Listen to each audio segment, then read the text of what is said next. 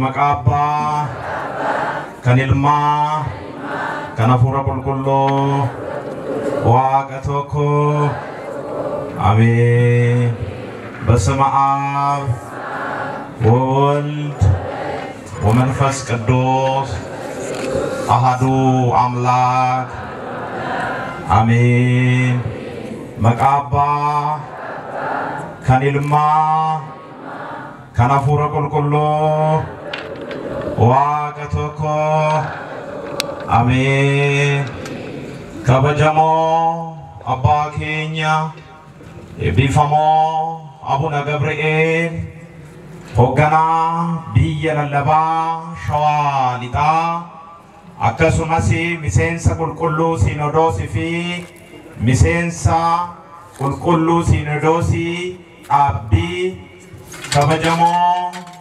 ليكهرويان لوبا تامرو هوغانا بيا للبا شواليتا كبجمتوتا أبوتين هندي أكاتا تايتا في هانغو كيسانين مريدان اللي أبا في هاد أكن نافتاتن ماتيكو بوليوانكو دائما هادولين هند كيسانيو أكامولتني قريتانيتو أكامولتني kan kanan nuge waqa qulqullu gabrelitif galanna ta'u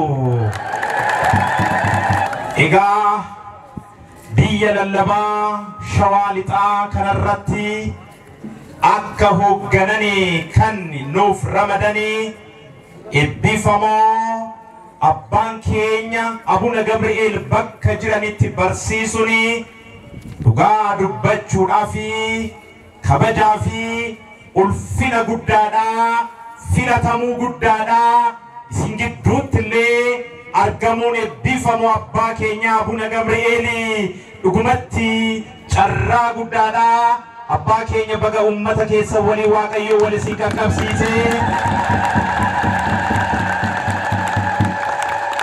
manisi abbaa kana fakkaatu walii wal argitanii kan ijoollee ofii ergatanii ajajanii akka tajaajilan taasisan waan argatanii fi mee gammachuu qabdan ibsa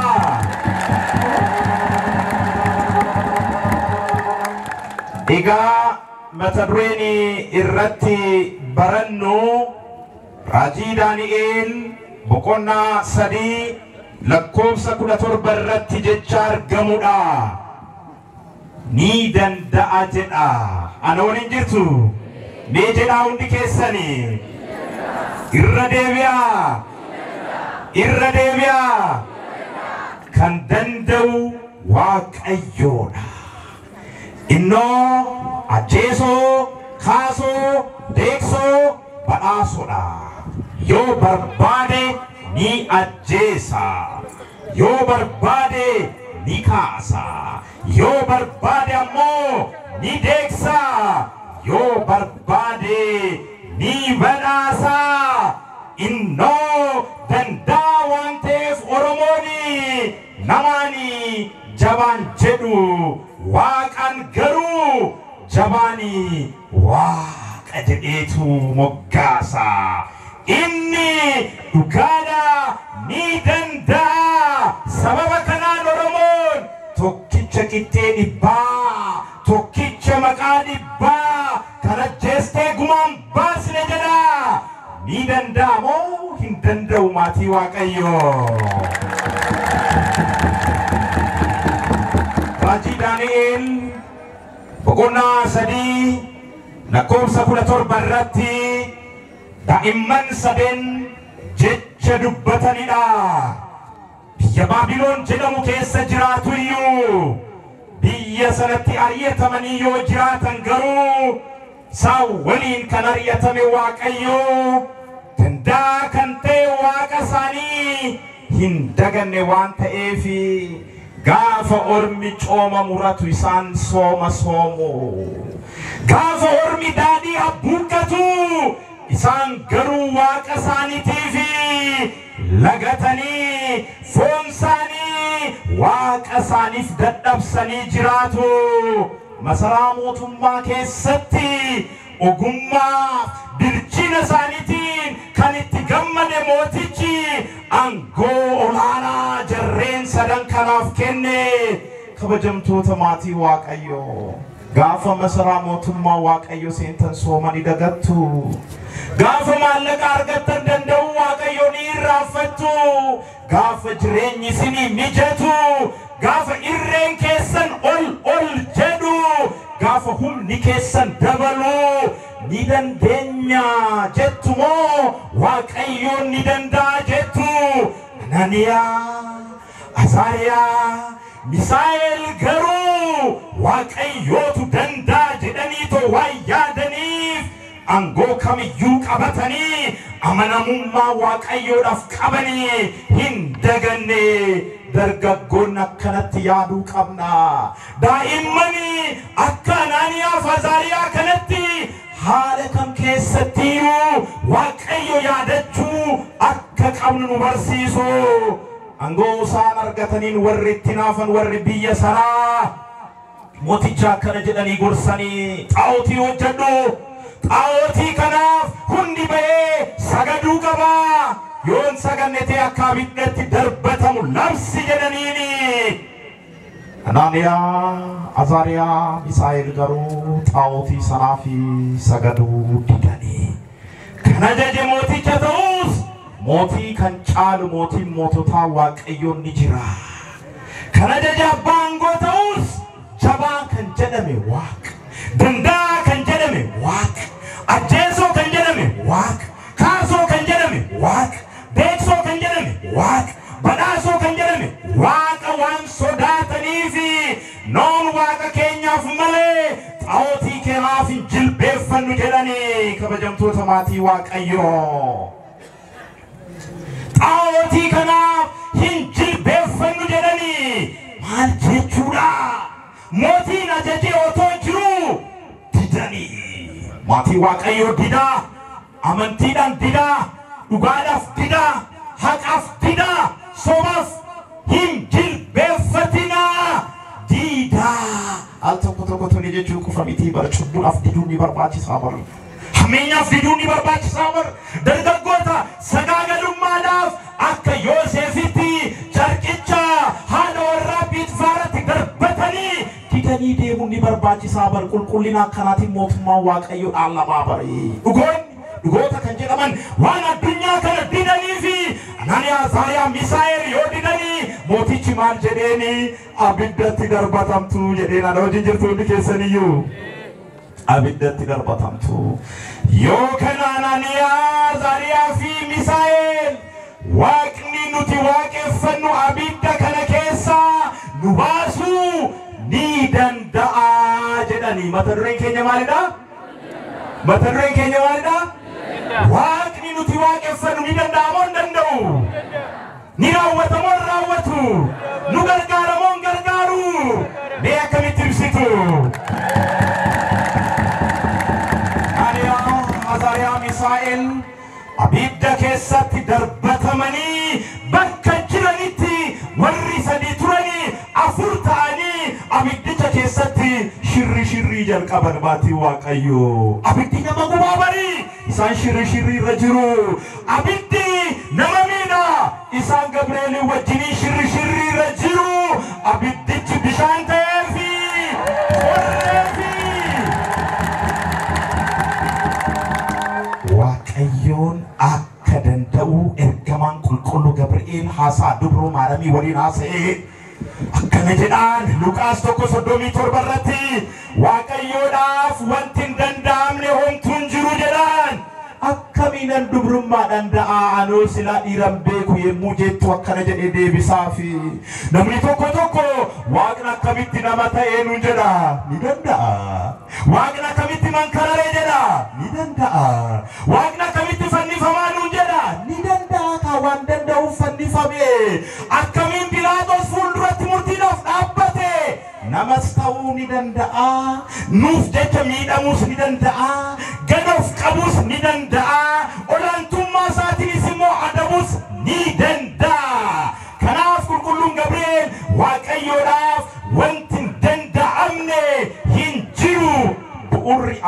keenya kanadha.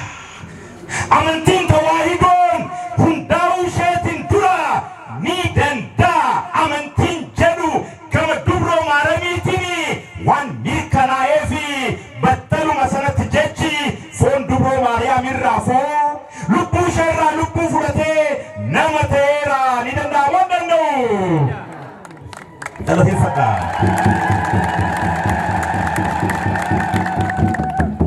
Waaqayyoon ni danda'a. Hunda ol humni isaa, gorsi isaa, jabinni isaa, ciminni isaa ajaa'iba kan itti ta'e Ermiyaasi akkanaan waa'ee Waaqayyoo ibsa. Ermiyaas 32:19 irratti gorsa keetiin hangafadha, hojii keetiinis jabaadha jedhaani. Inni ni danda'a waan ta'eef inni jedha Qiddaasee Salistuu Mi'eet irratti abidda malee bobeessaa bishaan malee qabbaneessaa jedha. Galannii fi ulfinni isaaf haa ta'u. Akkana godheeti Baladaanii Azaariyaa Misaa'el kan fayyise bishaan malee qabbaneessaa, gaafa lole immoo abidda malee bobeessaa. Gaafa lole immoo inni ajjeesoodha waliin jenneerra. Gaafa lole immoo warra of tuulan gadi isaan buusaa.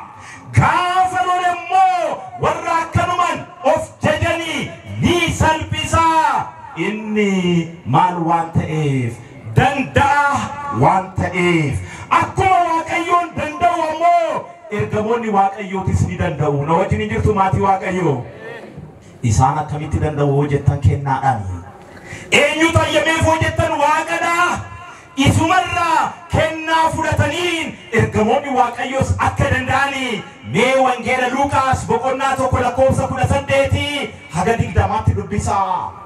Zakariyaas wajjiniin haasaa qulqulluun Gabri'eel gara galma qulqullinaatti seeneetoo ilma ni argattaa jedheeni. Baacootti fakkaate danda'uu Waaqayyoo fi ergamaa Waaqayyoo kan hin hubatini. Zakariyaas ni deessi haadhi warraa kee jennaan hin fudhanne. Anoo dulloomeera, isheenis umriin ishee dheeratee jira jedheeni. Jarana rakkoowwan nurratti tuulaman nurraan kaan jettanii warri abdii kuttan yoo jiraate ergamaan Gabri'eel ni danda'a isin gargaara. Tuulaa rakkoo isinirraa kaasaa, tuulaa gaddaa isinirraa kaasaa, tuulaa cinqii isinirraa kaasaa, tuulaa dhiphinaa isinirraa kaasaa, tuulaa aarii, tuulaa wallabbii isinirraa kaasaa. Ergamaan Waaqayyoo akka Waaqni danda'u amanu. Maal jedheen Zakariyaasini? Duudaa taataa jedheen. Ana wajjin jirtu hundi keessan duudaa taataa ni danda'a moo danda'u? Gabri'eeliin ni danda'a moo danda'u? Hayyama Waaqayyootiin nu gargaara moo nu gargaaru? Yoo balleessine moo akkamitti akka nu adabuu danda'u bifa agarsiisuni duudaa taataa jedheen. Kanaaf bar raajiin Daawit faarfannoo 102 irratti bu'uura barreeffameen 2 oonan jedhu yookaan jechuu kooti. Maal jedhaa? Jecha sagaleesaa kan raawwattan ergamoota Waaqayyoo, sagaleesaa kan dhageessanii jaboota fi humna qabeessota kan taatan ergamoota Waaqayyoo jedha. Isaan jabaadha, isaan humna qabeessadha, isaan raajii raawwachuu ni danda'u. Mee jireenya keenya keessatti akka nuuf raawwatanii illee dhangalateeffadhaa ergamoonni Waaqayyoo. Kanaaf ergamaan Waaqayyoos maal yoo jettan bu'uura faaruu 102 yookaan 103 lakkoofsa 20 irratti barreeffameeni jabootadha, humna qabeessotadha jedha. Sababa kanaan kitaaba Mootota lammaffaa 19 lakkoofsa 35 irratti bu'uura barreeffameeni ergamaan Waaqayyootis ba'ee warra Asooriin keessaa namoota 185,000 ajjeesee jedha. Na waliin jirtu? Humna ergamaa Waaqayyoo argaa jirtu, dandeettii isaa argaa jirtu, gargaarsa isaa argaa jirtu. Gaafatti bultan diinota keessan akkamitti akkasii waraanu argaa jirtu. Ergamaa Waaqayyoo miti amanaanis ni danda'a. Na waliin jirtu hundi keessan? Amanaanis ni danda'a. Akka dandeenyu kan nu taasise Waaqayyoo galateeffadha. Amanaan eenyuun danda'a yoo jettan Kiristoosin danda'a. Filiphisiyoos 4:13 irratti qulqulluun Phaawulos humna kannaa kennu Kiristoosini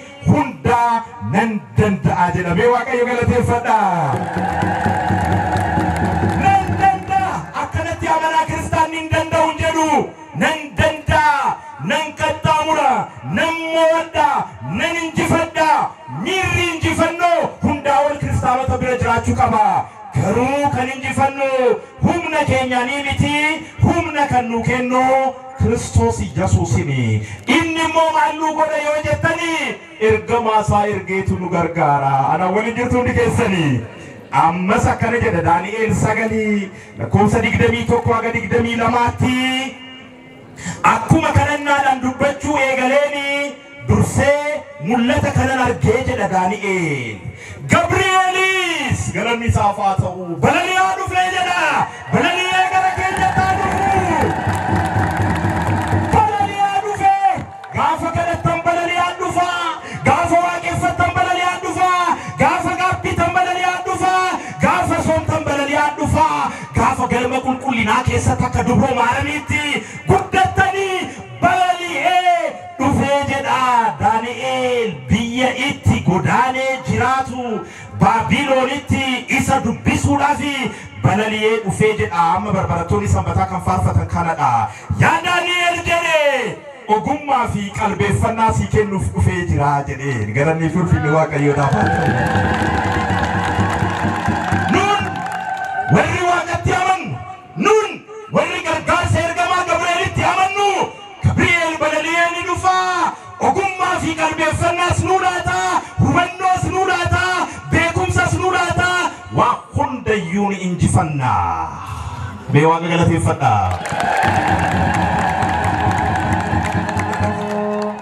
የምንማማርበት ርዕስ ይችላል የሚል ነው። ይህንን ያሉት አናንያ አዛሪያና ሚሳኤል ናቸው። ቃሉ በትንቢተ ዳንኤል ምዕራፍ 3 ቁጥር 17 ላይ ይገኛል። ሁላችንም ታሪኩን እንደምናውቀው ንጉስ ናቡከደነጾር ለጣዖት ይሰግዱ ዘንድ ህዝቡን ሁሉ አዞ ሁሉም ይህን ትእዛዝ ፈጸመና አናንያ አዛሪያና ሚሳኤል የንጉሱን ትእዛዝ ላለመፈጸም እምቢ አሉ። እምቢታው የመጣው ንጉሱን ከመናቅ ሳይሆን ከእግዚአብሔር አምልኮ የሚያወጣቸው ትእዛዝ ስለሆነ ነው። የትኛውንም ህግ እናከብራለን፣ ግን ከእግዚአብሔር በላይ የምናከብረው አምላክ አይኖርም። የትኛውንም ስርዓት እናከብራለን፣ ግን ከእግዚአብሔር አምልኮ የሚያወጣን ነገር ከሆነ ከክርስቲያን የሚጠበቀው እሽታ ሳይሆን እምቢታ ነው። ከኔ ጋር ናችሁ ሁላችሁም? ለዚህ ነው ሙሴ ይላል ሐዋርያው ቅዱስ ጳውሎስ የፈርዖን ልጅ እንዳይባል በእምነት እምቢ አለ። የእምነት እምቢታ ከነዚህ ታላላቅ ወጣቶች ከአናንያ ከአዛሪያ ከሚሳኤል መማር እንዳለብን እንረዳለን። እናም እኚህ ሶስቱ ወጣቶች ምን አሉት ለንጉሱ? ወደ እሳት ታላላችሁ ይህን ካልፈጸማችሁ የሚል ማስፈራሪያ ሲቀርብላቸው የምናመልከው አምላካችን ከሚነደው እሳት ከእቶኑ ያድነን ዘንድ ይችላል። እግዚአብሔርን አመስግኑት። በእውነት በጣም ታላቅ ቃል ነው። በዚህ ቃል የታመኑት አናንያ አዛሪያ ሚሳኤል ወደ እሳት ባህር በሚጣሉበት ጊዜ አብሯቸው መልአኩ ቅዱስ ገብርኤል በእሳት ውስጥ ያንሸራሽራቸው ነበር። እንዴት አድርገው ነው የሚወዱን እግዚአብሔር መልአክ! በእሳት ተጥሏል ብለው ከኛ አይርቁ፣ በችግር ውስጥ ነው ብለው ከኛ አይርቁ፣ በመከራ ውስጥ ከኛ ጋር መከራ ውስጥ ይገባሉ። ዳንኤል ወደ አንበሳው ጉድጓድ ሲጣል እግዚአብሔር መልአክ አብሮት ወደ አንበሳው ጉድጓድ ይጣላል። ሐዋርያት እስር ቤት ሲገቡ አብሯቸው እስር ቤት ይገባሉ። አሁን ደግሞ በዚህ ገጸ ንባብ ላይ የምንረዳው አናንያ አዛሪያና ሚሳኤል ወደ እሳት ሲጣሉ ሌላ አራተኛ ሰው መከራቸውን ሊካፈል፣ ህመማቸውን ሊካፈል፣ ችግራቸውን ሊካፈል በእሳቱ ውስጥ አብሯቸው ሆኖ ያንሸራሽራቸው ጀመረ። ክብር ለእግዚአብሔር ይሁን። ለምን? እግዚአብሔር ስለሚችል። ቅዳሴ ሰለስቱ ምዕት ላይ ምንድነው የሚለው? ያለ እሳት እንዴት እንደሚያነድ፣ ያለ ውሃ እንዴት እንደሚያቀዘቅዝ ይናገራል። እርሱ ለማንደድ ለማቀጣጠል እሳት አያስፈልገው። እርሱ ደግሞ መከራን ያበርድልን አያስፈልገውም። በዚህ ምክንያት ለአናንያ ለአዛርያ ለሚሳኤል እሳት አደጋ አላስፈለገም። ውሃ ማርከፍከፍ አላስፈለገም። ሌሎች የተለያዩ ዘመቻዎች አላስፈለጉም። እሳቱ ቀጥ ይላል። በዘመናችንም ብዙ እሳቶች አሉ። በትዳሮቻችን ውስጥ እሳቶች አሉ የሚፈትኑ። በሕይወታችን የሚፈትኑ ናቡከደነጾሮች አሉ። በየመስሪያ ቤታችን የሚፈትኑ ችግሮች ይኖራሉ። በማህበራዊ ሕይወታችን፣ በትምህርት ገበታችን፣ በኑሯችን የሚፈትኑ ነገሮች ካሉ የገብርኤል አምላክ እግዚአብሔር ጸጥ ያደርገው ዘንድ ይችላል። በዚህ ምክንያት መልአኩ ቅዱስ ገብርኤል እመቤታችን ቅድስት ድንግል ማርያምን ሲከራከራት ሉቃስ ወንጌል ምዕራፍ 1 ቁጥር 37 ላይ ምን ይላታል? ለእግዚአብሔር የሚሳነው ምንም ነገር የለም ይላታል። እሱ ከፈለገ በድንግልና እንዳይጸነስ በድንግልና እንዳይወለድ የሚገድበው ነገር የለም። እሷ የድንግልናን ጉዳይ መነሻ አድርጋ ስትከራከረው ነው እንዲህ አላት። እናም የመጀመሪያው ከሰው ልጅ ያገኘው እምነት ቃል ሥጋ ይሆን ዘንድ የመጀመሪያው የተሰበከው ስብከት የእግዚአብሔር ከሃሊነት ነው። ይችላል የሚለው ቃል ነው የተሰበከው። መጀመሪያ ይችላል፣ አንዳች አትፍሩ፣ ይችላል፣ አንዳች አትስጉ፣ ይችላል፣ አንዳች አትጨነቁ። በዚህም ቃል መሰረት እመቤታችን ቅድስት ድንግል ማርያም ማመኗን አይቶ እንደ ቃል ይደረግልኝ ስትል ቃል ከእመቤታችን ቅድስት ድንግል ማርያም ከሥጋዋ ሥጋ ከነፍሷ ነፍስን ተዋህዶ ሰው ሆኗል፣ በመካከላችን ተገኝቷል። እንኳን ደስ አላችሁ። ይችላል። እሱ ኃያል እንደሆነ ነቢየ እግዚአብሔር ቅዱስ ኤርምያስ እንዲህ ብሎ ይናገራል። 32:19 ላይ በምክር ታላቅ ነህ በሥራህም ብርቱ ነህ ይለዋል። ከኔ ጋር ናችሁ ሁላችሁም? በምክር ታላቅ ነህ በሥራህም ብርቱ ነህ በሥራህም ኃያል ነህ ይለዋል። ይችላል። በእርሱ አዛዥነት በእርሱ ጸጋና ስጦታ ደግሞ የእግዚአብሔር መላእክት ይችላሉ አይችሉም? ይችላሉ አይችሉም? ዛሬ የምናከብረው የመልአኩ ቅዱስ ገብርኤልን በዓል ነው። ችሎታውን እግዚአብሔር የሰጠውን ጸጋ የሰራውን ተአምር ታሳቢ በማድረግ ነው በቤተ ክርስቲያናችን የመልአኩ የቅዱስ ገብርኤል በዓል የሚከበረው። ሉቃስ 1:18-20 ላይ አንድ ታሪክ ታገኛላችሁ። መልአኩ ቅዱስ ገብርኤል ዘካርያስን በቤተ መቅደስ ዕጣን እያጠነ እያለ ወደ እሱ ገብቶ እንዲህ አለው፣ እንደሚወልድ ሚስቱ ኤልሳቤጥ እንደምትጸንስ የሚያገኙት ልጅ ደግሞ ታሪክ የሚሰራ ድንቅ ልጅ እንደሆነ ሲነግረው ማመን አልቻለም ዘካርያስ። እኔ ማርልቻለሁ፣ የሚስቴም ዕድሜ ሄዷል፣ ይህ እንዴት ይሆናል ብሎ ተከራከረ። በእግዚአብሔር ከሃሊነት ላይ ያቀረበውን ጥያቄ ያልተቀበለ የእግዚአብሔር መልአክ ቅዱስ ገብርኤል ይህ እስኪሆን ዲዳ ትሆናለህ አለው። ይችላል አይችልም? ገብርኤል ይችላል አይችልም? ትኖዝ ዝምታው አመስግኑት። ይችላል፣ ይችላል። ለምን ተስፋ እንቆርጣለን? ለምን ተስፋ እንቆርጣለን? ይችላል። ዘካርያስ አርጅቶ ሊሆን ይችላል። ይህ መልአኩ ገብርኤል ደግሞ ከአምላኩ ተልኮ ይሄን ታሪክ መቀየር ይችላል። ኤልሳቤጥ አርጅታለች። አዎ፣ አሁንም እኮ በኑሯችን ውስጥ ያሉ ችግሮች መፍቻ የላቸውም ብለን ተስፋ የቆረጥንላቸው ቢሆኑም ለመልአኩ እኮ ኢምንት ናቸው። ለቅዱስ ገብርኤል እኮ ተራ ናቸው። እንደ ተራራ ያገዘፍናቸው ክምሮች በሙሉ እኮ የስኒ ላይ ማዕበል ናቸው እኮ ለመልአኩ ቅዱስ ገብርኤል ወገኖቼ። እና ይሄንን የሚችለውን ማድረግ የሚችለውን የእግዚአብሔርን ትእዛዝ መሬት ማውረድ የሚችለውን የእግዚአብሔር መልአክ ሲገልጽ ነቢይ እግዚአብሔር ቅዱስ ዳዊት በመዝሙር 102 ወይ 103 ቁጥር 20 ላይ ምን ይላል? ቃሉን የምትፈጽሙ ብርቱዎችና ኃያላን የቃሉን ድምፅ የምትሰሙ የእግዚአብሔር መላእክት ይላቸዋል። ቃሉን የምትፈጽሙ ምኖች ብርቱ ኃያልም ቢሆን ቃሉን ይፈጽማሉ፣ ብርቱዎችም ቢሆኑ ቃሉን ይፈጽማሉ። የቃሉን ድምፅ ደግሞ የሚሰሙ የእግዚአብሔር መላእክት ናቸው። በዚህ ምክንያት እኛ እንሰማቸዋለን። በዚህ ምክንያት እኛ እገዛቸውን እንጠይቃለን። በዚህ ምክንያት እኛ በምልጃቸው እንማጸናለን። እንግዲህ በዚህ መልኩ የእግዚአብሔር መልአክ እንደሚረዱ እንደሚያግዙ እንደሚችሉ መረዳት እንችላለን። እነርሱ ብቻ አይደሉም፣ እኛ በእግዚአብሔር ያመንነውም እንችላለን። በስተመጨረሻ ማነሳላችሁ አማኝም ይህን ተራራ ከዚህ ተነቅለ ወደዚያ ሂድ ቢል እንደሚችል በተናገረው መሰረት ሐዋርያው ቅዱስ ጳውሎስ ምን ይላል? ፊልጵስዩስ 4:13 ላይ ኃይልን በሚሰጠኝ በክርስቶስ ሁሉን እችላለሁ። በሰው አይደለም፣ በስልጣን አይደለም፣ በገንዘብ አይደለም፣ ይልቁንም ኃይልን በሚሰጠን በክርስቶስ እኛ ክርስቲያኖች ሁሉን እንችላለን። መከራ ነውን? እንችላለን።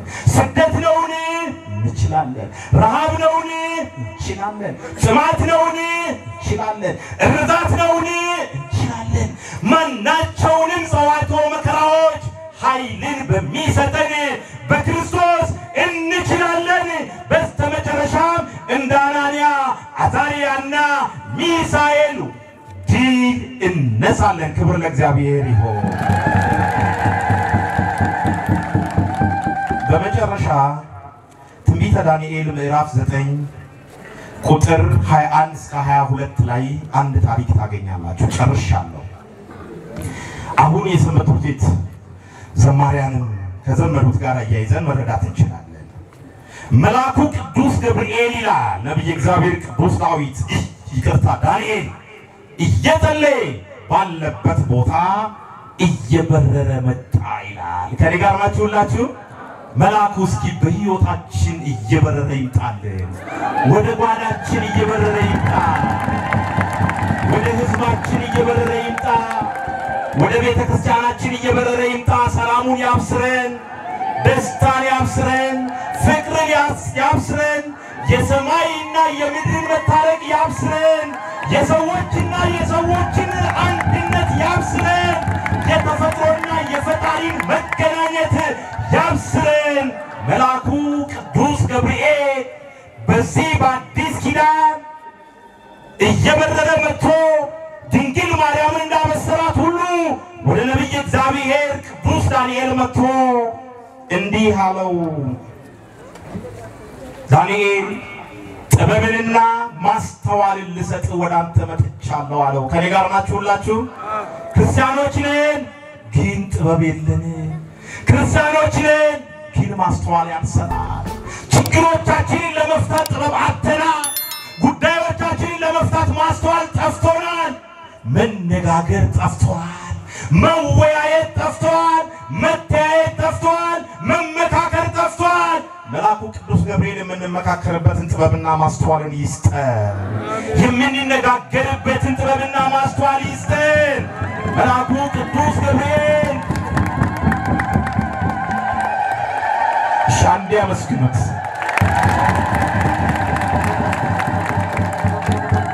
እና ፈጣሪያችን እግዚአብሔር ይችላል። እኛን ሊያግዙ ደግሞ በእርሱ የሚላኩልን የእግዚአብሔር መላእክት ጸጋው ስሙ በእነርሱ ላይ ስለሆነ ይችላሉ። በፈጣሪያችን በክርስቶስ የምናምን እኛ ደግሞ ኃይልን በሚሰጠን በእርሱ ሁሉን እንችላለን። ወስብሐት ለእግዚአብሔር። ሆራቡላ ዲበና